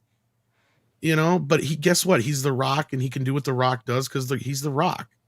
And until somebody stops him, what are they going to do? Well, they're trying to stop him, but he's ahead of the game already. He's already moved over to WWE. He already knows that his movie career isn't exactly what it was choked up to be, and now he's always prepared. I got to give him that. As much as I can give him shit for his career, he's always ahead of the game somehow. And the other thing that come out that I thought was funny is it kind of confirms some of the stuff that I'd been hearing and reporting about the DC news, where he was trying to take over, and you know, it was his people that were encouraging Henry Cavill to push this idea that he was back as Superman, when all Warner Brothers did was okay to say, yeah, he was back for Black Adam, and that was pretty much it at that point. But that being said, no, it's a hit piece. I don't really see anything here that I would really worry about. I mean, what is The Rock doing to hurt anybody? I don't get it. He's a little late. So what? He's busy. How many movie stars do we hear are often late to the set? Almost all of them. Or they're there and they just won't come out of their trailers, right? Exactly. Yeah. So, I mean, I don't hear anything here that really makes me go, oh my God, this is Cosby level shit. Yeah. Well, Gabe, speaking of DC, so The Rock really made a power play to take over the DC film universe from Warner Brothers. And, like he basically muscled in his Black Adam stuff. Henry Cavill was being managed by his ex-wife, I believe, who he's still like kind of like producing partners with, or whatever the case may be. And it wasn't like he probably would have succeeded in his hostile takeover of DC if it wasn't for the fact that it got AT&T kind of like unloaded Warner Brothers onto Discovery, and David Zaslav came in as like the new boss in town. And he didn't want anything to do with like the old regime, and so he was going to hire his own people to kind of take it over. But I believe that The Rock actually upset a lot of kind of powerful executives in Hollywood by this power play, and he's basically made his enemies, right? So what's your take on this? Do you think that The Rock basically is just being targeted specifically by the people in Hollywood that he's pissed off? I think it's pretty obvious. Yeah, wasn't he on Fox News 2-3 weeks ago saying he doesn't support Biden. He didn't have the balls to say he supported Trump, which if you don't support Biden, that's kind of obvious because those are the two choices. But it's no coincidence this little story came out. And if they can write more stories, they will. That's how that stuff works. It's Hollywood, we know, is cancel culture. It still is. And if you don't go with the narrative, then they don't like it. If you're quiet, they're kind of suspicious of you. I was able to work at DC for a couple of years after Trump was elected because I just didn't say anything. I just did my artwork for DC Comics, and I just didn't say much at all. Soon as I said something, I had to go. But yeah, I think they'll try and ruin him. I don't know. I'm not a fan of him. I was a huge fan of him until he came out saying he cried manly tears of joy when Biden won the election, and I was like, nah, you're a sellout, dude, because that goes against everything you ever preached that I loved. I was a huge fan of The Rock. I'd buy his workout gear. I'm a big weightlifter. I love lifting weights. And I would wear Rock gear and all that because I loved the persuasion he would give to the world about working hard and $7 production. He started from nothing and he was broke and this and that. And I loved the message, whether it was fantasy or a lie about his own life. It didn't matter because it was inspiring to people. You exercise good and you eat good and you do all this stuff. I love that. And when he wanted to cry about Biden winning the election. I'm like, nah, come on, man. I know you don't. There's no way you're that guy, the allegedly self-made star, and you got this physique and whatever, and then you're a Biden guy. Like, come on, there's no way. So I don't know. I think I think he lost a lot of his fans, because I've talked to other people that were big fans of his, and they're like, ugh, when he came out for Kamala and Biden. So I do think now they're going to go after him. I do. If he's got any skeletons, unfortunately, in the closet, they're going to shine a light on those. I think it's vicious. They don't want you going against the narrative. That town, that industry, it is controlled by leftists. You know, McCarthy was right in the 50s. The communists did invade our institutions, and the communists will tell you this. That's their concept. The long march through the institutions, invade the government, invade the entertainment, invade education, and get those levers of power. They don't ever want to have their way through majority and consensus. It's just about power. I don't need to outnumber you if I'm the one making the rules. So he's gone against the narrative. We'll see. We'll see what happens. Yeah. So Odin, you know, what's interesting about this article, and Andy Signor's video does a great job of kind of like taking down Humberto Gonzalez, who's the author of this article. Highly recommend everyone go check that out. But you know, you write for geeksandgamers.com. You do your box office breakdowns. You too are an entertainment journalist, only with way more credibility than Humberto Gonzalez. So I want to hear more about, like, and it's kind of funny because most people, they'll pay attention to where the article is published, like, oh, the Wrap, Variety, like whatever, but they won't necessarily pay attention to who wrote the article. And so, you know, like there's a lot of room for journalists to kind of get away with bad behavior simply if they have the shield of a recognizable publication behind them. But I want to get your take on basically, you know, whether or not you think The Rock is being canceled, if there's any truth to this article. But I also want to talk to you about, you know, the difference between streaming budgets and theatrical release budgets, because it's still kind of unclear how Amazon makes money off of a $250 or $250 million 2-hour movie on their streaming service. I know Netflix has metrics to say, like, okay, a $200 million movie has to hit this much watch time and stuff like that to have been worth the investment. But I'm just wondering, from Amazon's point of view, like, what's the benefit of doing these big budget Hollywood you know, movies when they don't have the theatrical release model in place? It's something that I continue to struggle with, because they keep so much close to the chest and so much stuff secret, especially when it comes to their numbers and like specifically how many people are actually watching their movies. Like the one metric that I would always like to know, and I don't think any of the services actually release it, is how many new members do you gain because of X movie, or how many people have you kept because of X movie or X show, right? Really, until you can get that metric, as far as, you know, revenue goes based just solely on that, there's no real honest way to be able to tell, you know, exactly how they're able to make any of the money back, unless in the case of Amazon, because of the fact that they are this multi-billion, maybe even $trillion corporation, that they are able to essentially just throw around a couple $100 million, and they say, well, hey, as long as we get some people watching it, then we, I guess, keep the understanding that we are justifying the existence of it, right? That it just somehow will justify the existence if we're getting X amount. So I'd love to know their own metrics for how they're able to figure that out. But as far as like The Rock and this article specifically, yeah, I mean, I don't think it's going to really hurt him that much, just because I think ultimately, if you know, people that like him, I think are still going to like him. Like the one thing that everyone's been mentioning here, and I totally agree, that is the weirdest thing, and the thing that I would be like the most concerned about is the whole peeing in the bottle thing. Because I'm just like, I don't get that, right? Like, I've heard of people doing that if they are a truck driver and have to drive, you know, hundreds of miles and don't want to stop and stuff. Like, that makes sense to me. I still wouldn't do it. I still think it's weird. I'd rather stop in an actual bathroom. But hey, at least that, like, I can somewhat see logically where you come from. Like, if you're like saying, oh, I'm so busy because I'm working out all the time. No, I'm sorry. Like, you have time to go to a bathroom. Like, that's weird behavior.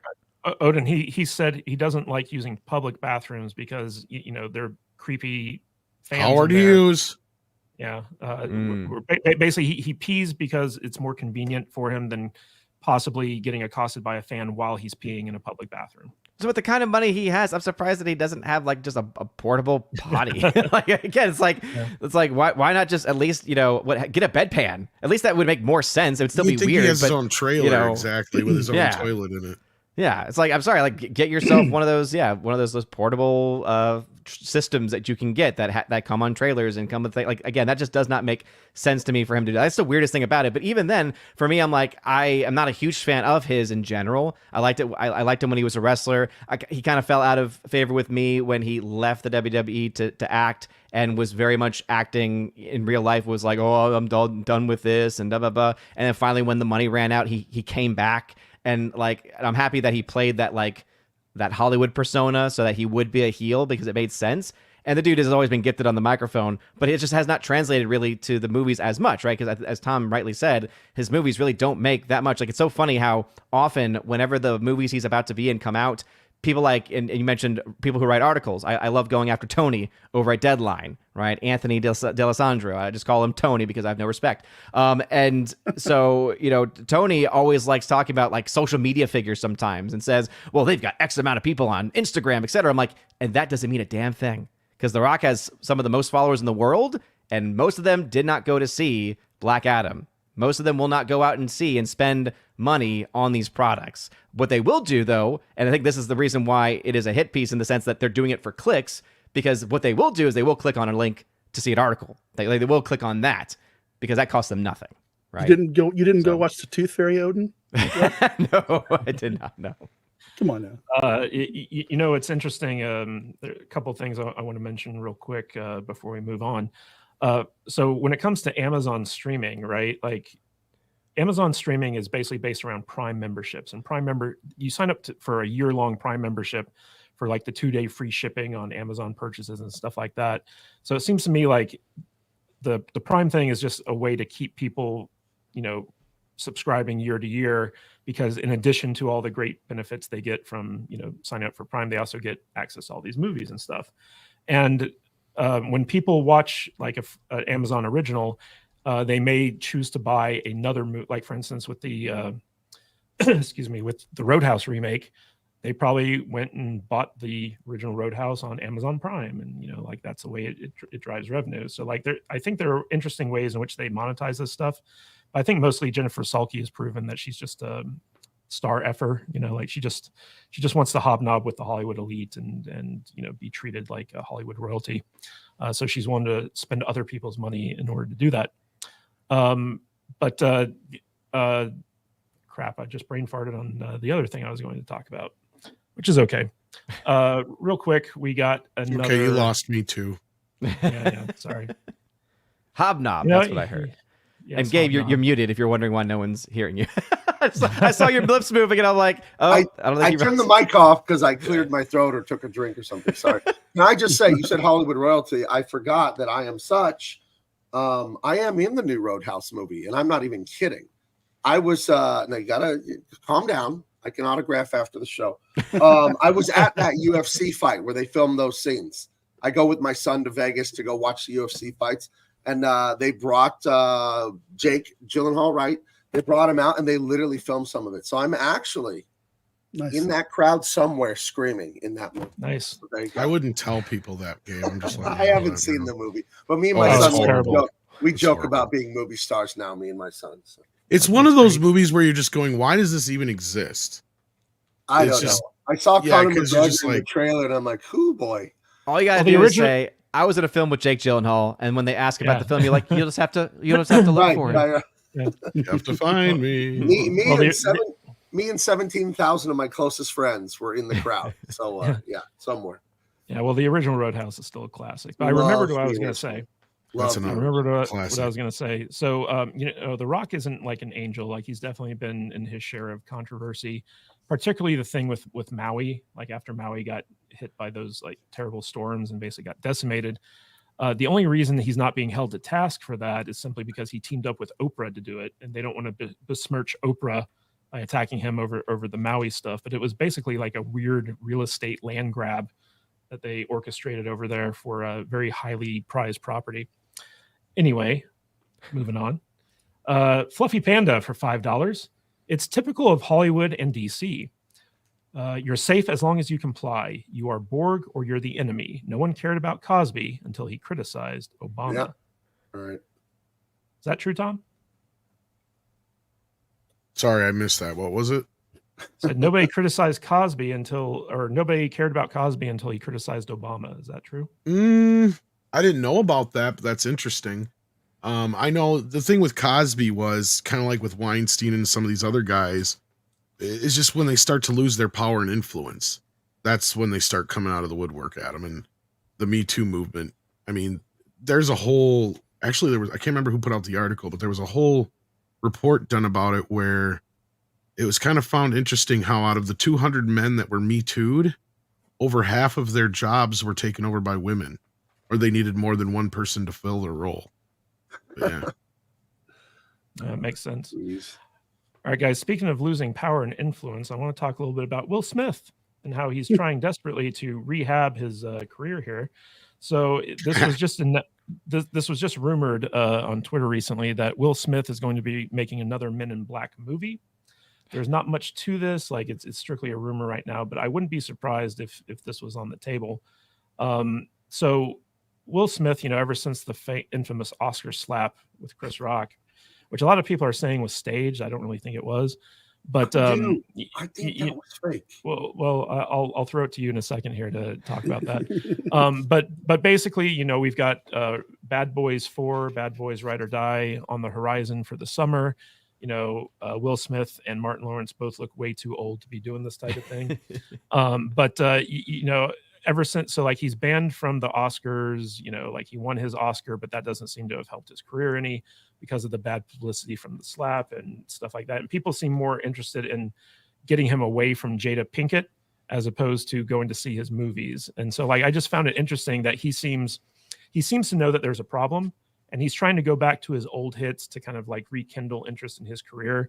I think he even sang the Men in Black song at Coachella this year or something weird like that.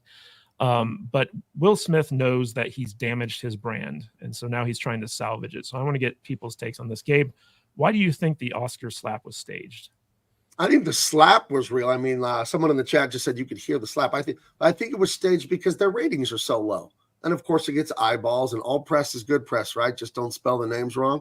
I think it's controversy, got everybody talking about, but their ratings have been just going subterranean for years. You know what I mean? That thing, Hollywood is so hateful to regular Americans and so dismissive and arrogant, and it's such a turnoff. And I don't watch any of that. I don't know if you guys watch those things, but I couldn't be less interested in those people patting themselves on the back with their, I made pretend on film. Yeah, give me an award. I'm the greatest human ever.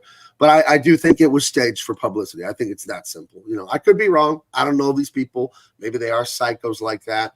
But to me, it seemed a little too convenient that ratings are at an all-time low. And now this dude is smacking this guy across the face. So we got to talk about it for days on end. I mean, look at us. We're talking about it now, 2 years later or whatever. Yep. Yeah, but if the Academy was behind it for ratings, like why would they have banned him? And also the amount of damage that was done to Will Smith's personal brand in that moment is very negative. Tom, what's your take on this? Do you think Will Smith is desperate to try to make a comeback? Well, I mean, just to bounce quickly off of what Gabe was saying, when I first saw it, when I was watching it live, I thought it was staged too. But as we got going, and I mean, I knew some of the background, but then I started learning more of the background. And sadly, what I think we saw was a sad moment of a guy losing control of a situation he never had control of in the first place. Or at least him learning that at that moment, because he's one of the few actors that getting an Oscar did not help their career. And yeah, I mean, I kind of called this too. I was like, he's going to end up doing Men in Black 4 or 5 or whatever the hell you want to call it now. I figured they just ignore 4 because everybody else has. Yeah, so I'm not surprised on this. The sad part is I'm just not sure it's going to help his career. I think he should have took a little bit of a break. I even yelled at Sony on various podcasts, and maybe even this one too, where I said, what the hell are you doing releasing Ghostbusters in the middle of March? Like, why is that not in the spot where Bad Boys is? Why are you not putting more distance from the slap with this? Because the farther away you get from that crap, the better off you are. Less people are going to remember it. And the last Bad Boys movie did very well. In fact, it was one of the last big movies before the shutdown. It became the #1 movie of 2020 because no other movies came out after February. And it happened to be a big hit in January. And Will Smith, he had his moment to make his comeback, and that slap was a slap across the face for him than anything, I think. And that's why, yeah, I think he's playing desperate now. I think he's going back to the well as much as he can, because there was even a point where Bad Boys 4 wasn't going to happen before the slap because of the whole BLM movement stuff. The studio had decided, yeah, we're not going to do any cop movies for a while. And that movie got shuffled and pushed away for a while until clearly I'm sure Will pushed it, and he probably took a hell of a pay cut to do it, I would imagine. And I'm sure the same thing in Sony, same company, with Men in Black. That was probably part of the deal, is he probably did a package deal for both, I would imagine, just to kind of solidify the next year or two of work. Because otherwise, I honestly think he should have just took a couple of years off and just and stayed out of the limelight, come back and did an interview after he divorced Jada, and that way he could wash that bad taste out of his mouth and finally just come out and tell us all what happened, get it all out in the open, get it out of the way, move on from that, because Will Smith is arguably the last movie star we had. And he fell hard. And it's sad because nothing he did really is nothing he can't come back from. It's mostly stuff that's been done to him or around him. And if he just buck up and be a man, more people would have respect for him. And I think that's what he was trying to do in that moment, and he picked the wrong moment. That's what it was. I think he was like, okay, here's my moment to try and gain back my manhood from all this shit that's going on in the press. And instead of, he didn't think about it correctly. He went and picked on the little guy instead of waiting for the right moment when the person he should have been slapping was sitting right next to him. Let's be fucking real here. And I'm not advocating for violence against women, but she's the one who did it to him. She's the one who's put him in this position. And if he just learned that, and I hate saying that because I don't like to get involved in people's relationships and stuff like that, but Jada Pinkett Smith is fucking poison. She absolutely is. Yep. She is poison, and she's done nothing but poison this guy's career now and his life. She's poisoned his life for the last 20 years. Now she's poisoning his career. See, that's the difference. Like, Will, wake the fuck up, man. I'm sure you guys aren't even doing anything anymore, so why do you care? You don't have any kids in the house anymore. Get out, my man. That's my last piece of advice for him. Yes, this has been Love Line with Tom Connors Jr. That's very good. So, Odin, first of all, we've been talking a lot about the Oscars on this show, but I just want to point out that Wendy Hunter says the Ravens are a better show. Oh, well, thank you. Which I would have to agree with. But thank you. One of the things about, Will Smith, like a lot of his attempts to break out into new stuff hasn't been all that successful. Like, the movie Gemini that he did with Ang Lee didn't do very well. Wild Wild West was kind of the beginning of the downward trend on his career. But it looks like Tom said Bad Boys 3 was actually really good for him. And that was like a very popular franchise. And his second most popular franchise is, of course, Men in Black. And but I seem to, I could be wrong about this, but I don't think Men in Black 3 did very well. And Men in Black 4 was considered a big failure, but he didn't have anything to do with that. So what do you think? Do you think his strategy of going back to the Men in Black franchise will pay off for him? At this point, no, because I mean, you look at Men in Black International and just how poorly that film did overall. I think you have to just look at that and say we live, especially in this time, in a very different world. Men in Black 1, these are all unadjusted numbers. So 587 million for the first one, 441 million worldwide for the second one, 654 for Men in Black 3. So on paper made the most, but again, if you adjust those numbers, it would be a little bit different. It also made the least. The most too. It also it made the least domestically too, and so that means you're making more in markets that you get less return. Versus the 80 million made Men in Black International, 254 million worldwide for that film. I'm amazed that film even made that much money. So it's not really a film franchise that I think it would necessarily, even just on paper, be wise to go back to. And especially in this age where a lot of people are just over a lot of these projects when they keep coming back over and over and over again, right? These movies have been rebooted, sequeled, prequeled to death.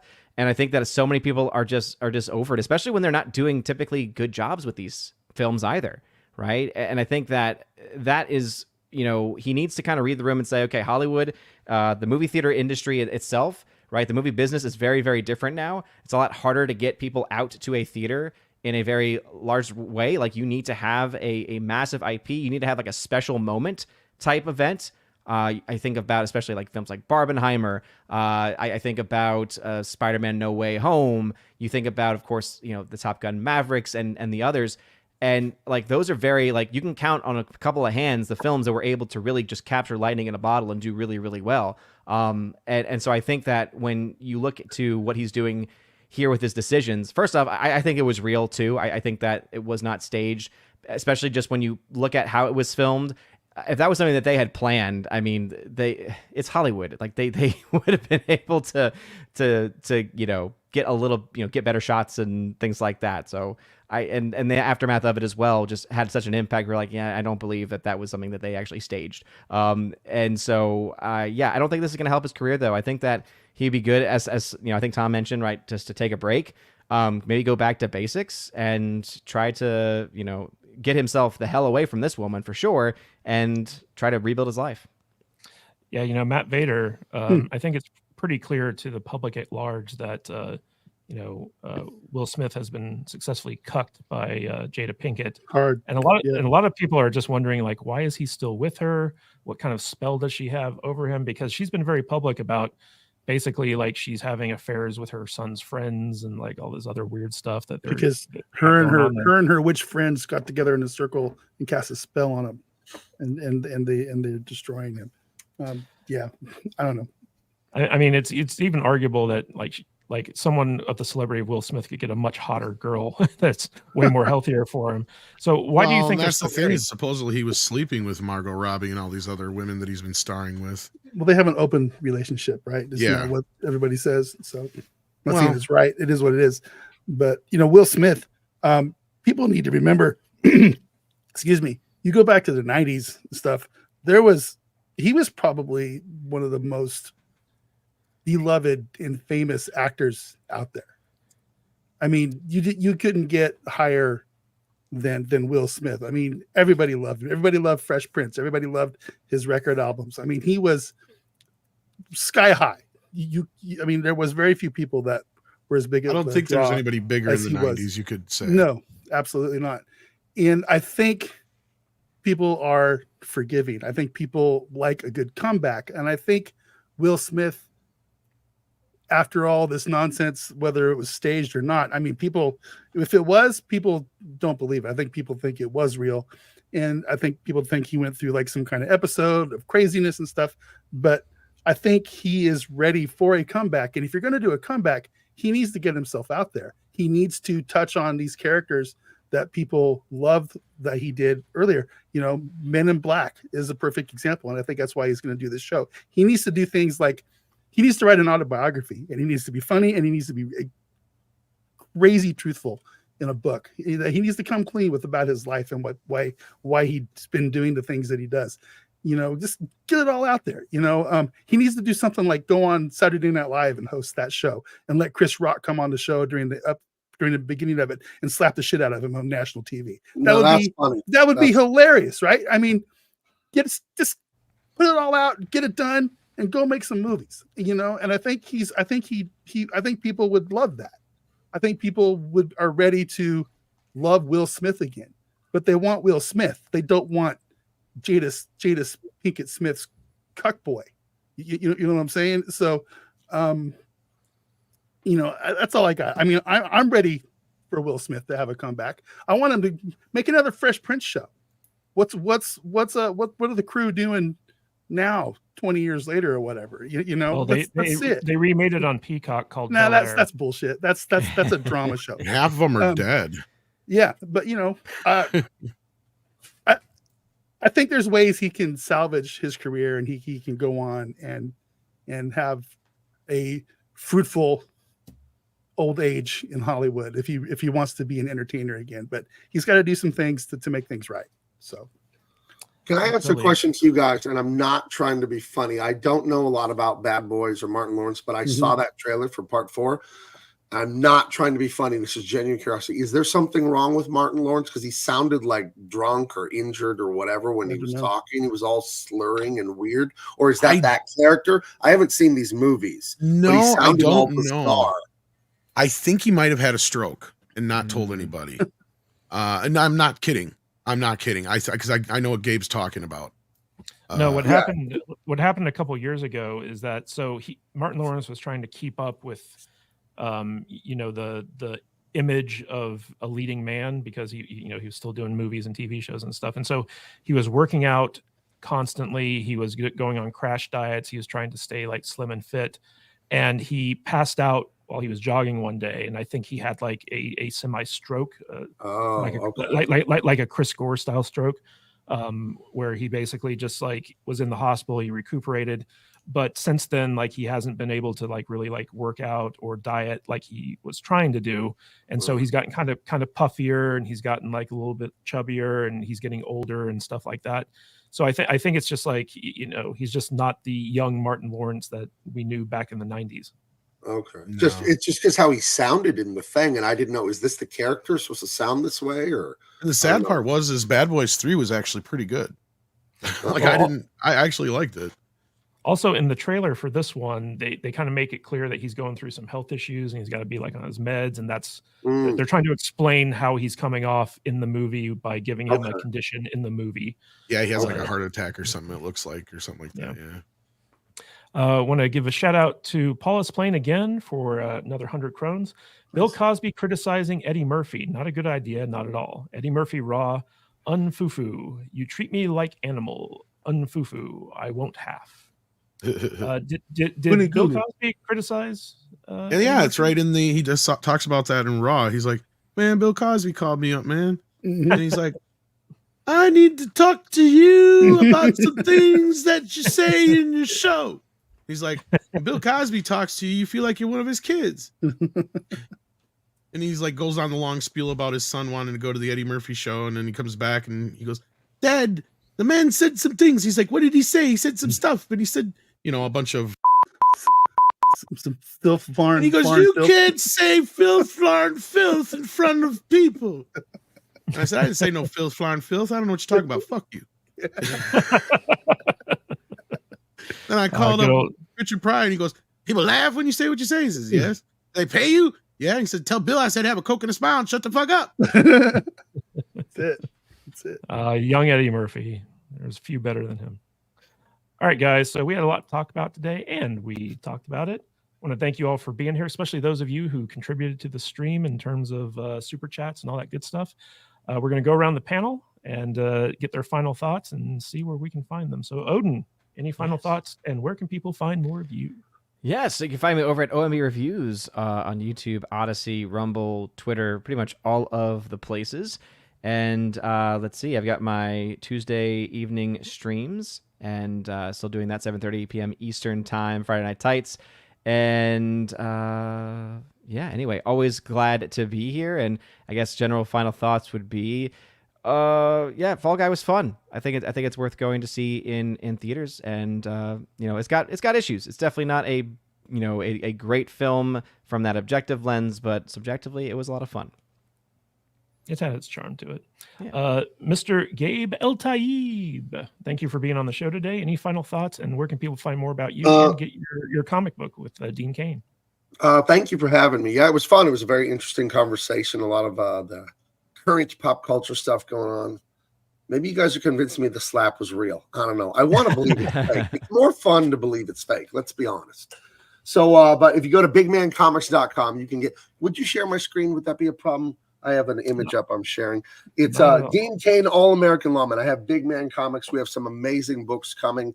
I'm working on a sci-fi right now that's basically Interstellar meets Star Wars. I've got a book that's basically Goonies meets They Live. We got amazing stuff coming.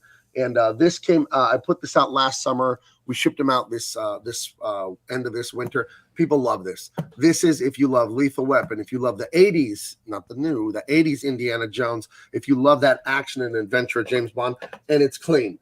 There's no sex, there's no gore, there's no cursing, and you'll absolutely love it. If you're an adult, if you're a kid, you can read this to, middle school age kids and all that. They'll love it.